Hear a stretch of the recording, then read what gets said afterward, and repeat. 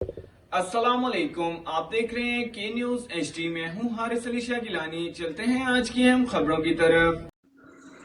رخ کریں گے لاہور کا۔ پنجاب میں پنشن اور سرکاری ملازمین کے اخراجات 81 ارب روپے مزید بڑھ گئے۔ محکمہ خزانہ کے ذرائع کے مطابق نئے مالی سال میں پنشن کی مد میں سالانہ اخراجات 31 روپے بڑھنے کا امکان ہے۔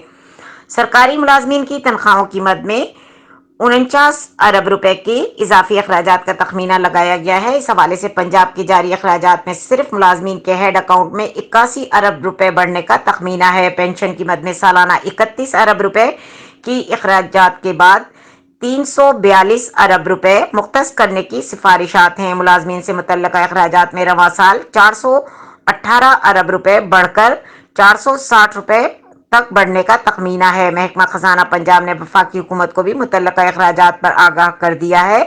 جاری اخراجات کو مد نظر رکھ کر وفاقی حکومت صوبائی مالیاتی فنڈ حاصل کیے جائیں گے۔ مزید خبروں اور اپڈیٹس کے لیے ہمارے ساتھ رہیے گا، تب تک کے لیے اپنا خیال رکھیے گا۔ اللہ حافظ۔